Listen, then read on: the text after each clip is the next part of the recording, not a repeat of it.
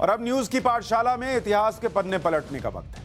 आज हम इतिहास के उस चैप्टर की बात करेंगे जिसके बारे में बहुत कम बताया गया है। अगर आपसे पूछा जाए भारत और पाकिस्तान के बीच कितने युद्ध हुए तो जवाब में शायद आप कहेंगे 1965, 71 और 99 का नाम ले लेंगे। बहुत कम लोग जानते होंगे कि पाकिस्तान ने 1947 में आज़ादी के 2 महीने बाद ही भारत पर पहला हमला किया था। आज से 73 साल पहले पाकिस्तान ने जो किया था, आज उसी धोखे और साजिश की बात करूंगा।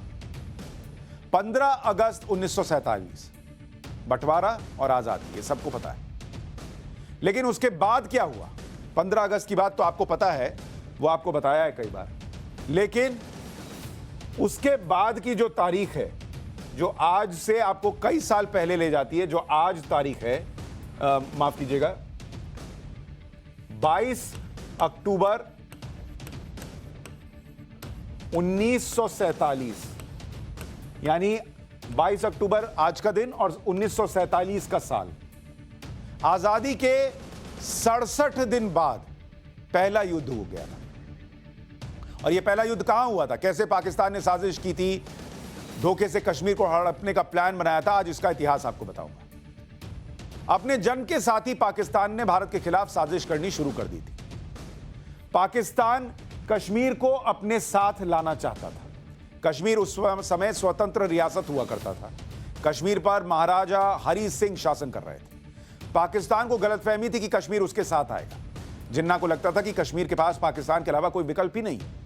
कश्मीर को लेकर इन्हीं गलतफहमियों के आधार पर पाकिस्तान ने कश्मीर पर हमले का प्लान तैयार किया और इसके लिए कबायलियों को चुना, जिससे अंतर्राष्ट्रीय स्तर पर पाकिस्तान का नाम ना आने पाए। कश्मीर पर कब्जे के लिए पाकिस्तान ने प्लान बनाया। अपनी साजिश को पाकिस्तान ने ऑपरेशन गुलमर्ग नाम दिया। इस साजिश में मोहम्मद अली जिन्ना, जो पाकिस्तान के तब के प्रधानमंत्री लियाकत अली खान, पाकिस्तानी सेना के ब्रिगेडियर अकबर खान और जिन्ना के करीबी सरदार शौकत हयात खान शामिल थे। कश्मीर पर हमले की जिम्मेदारी ब्रिगेडियर अकबर खान को दी गई थी, जिसकी तस्वीर स्क्रीन पर। अकबर खान ने इसके लिए कबायलियों को जमा किया और 18 अक्टूबर को एबटाबाद में इकट्ठा होने के लिए कहा। उन्हीं अकबर खान की तस्वीर जो है वो आप कबायलियों के साथ देख रहे हैं। ब्रिगेडियर अकबर खान पूरे ऑपरेशन की जानकारी तत्कालीन पाकिस्तानी प्रधानमंत्री लियाकत अली खान को दे रहे थे। कश्मीर पर हमले के लिए कई लश्कर तैयार किए गए। हर लश्कर में 1000 कबायली को शामिल किया गया। हर लश्कर में पाकिस्तान का एक मेजर, एक कैप्टन, 10 जेसीओ शामिल थे। कबायलियों के कैंप पेशावर, कोहाट, नौशेरा में लगाए गए। सभी कबायलियों को बसेस और ट्रक्स से ले जाया गया, जिससे कोई खुफिया जानकारी लीक ना होने पाए। उनकी भी तस्वीर दिखाऊंगा कि कैसे बसेस पर ले गए थे। इन कैंप्स में पाकिस्तान की सेना के अधिकारी भी मौजूद थे।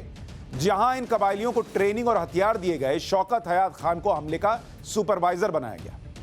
हमले के लिए पाकिस्तान के तत्कालीन वित्त मंत्री गुलाम मोहम्मद ने 3 लाख रुपए दिए थे। पाकिस्तान अपनी साजिश को अमल में लाने में जुट गया था। ब्रिगेडियर अकबर खान की अगुवाई में हमले की प्लानिंग पर काम चल रहा था। कश्मीर पर हमले के लिए पाकिस्तानी कबायलियों को ट्रेनिंग दी गई। यह तस्वीर उसी वक्त की है। हथियार मुहैया कराए गए, उसकी तस्वीर है। इस तरह कुल 20 से ज्यादा लश्कर तैयार किए गए और 20,000 से ज्यादा कबायलियों की फौज कश्मीर पर हमले के लिए आगे बढ़ी।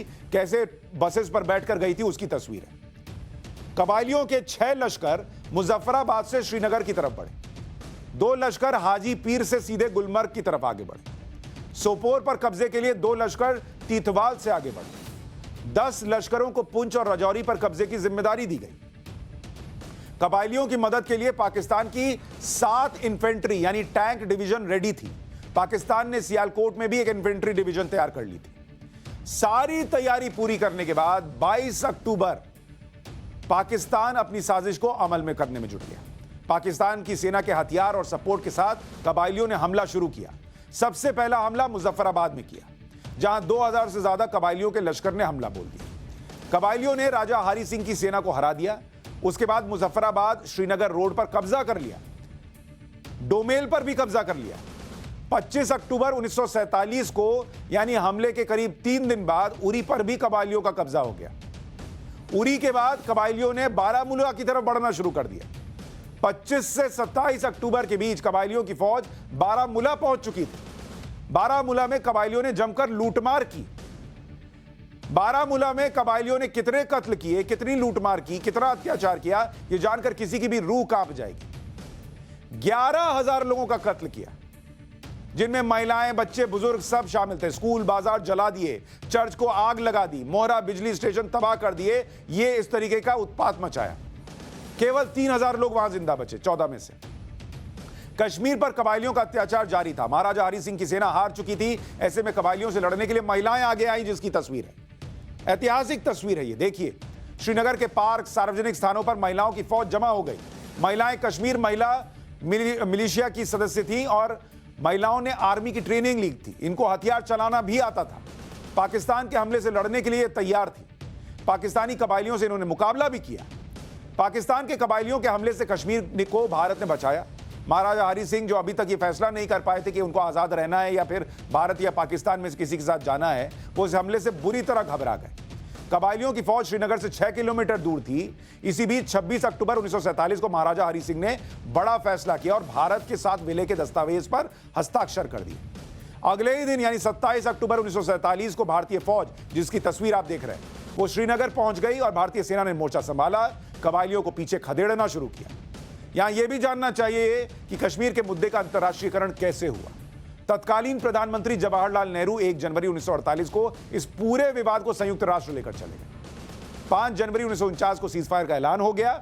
तय हुआ कि सीजफायर के वक्त जो सेनाएं जिस हिस्से में थी उसे ही युद्ध विराम रेखा मान लिया जाए, जिसे एलओसी कहते हैं। इस तरह कश्मीर के कुछ हिस्से पाकिस्तान के अवैध कब्जे में चले गए, जो कि नहीं जाते थे। बहुत सारा हिस्सा इधर आता था, लेकिन एक गलती और सब हुआ। लेकिन आज ये 22 अक्टूबर का जो ब्लैक फ्राइडे है, वो इतिहास के पन्नों में कैसे दर्ज है कश्मीर के लिहाज से, वो आपको बता रहा था। आज पाठशाला में इतना ही। नमस्कार।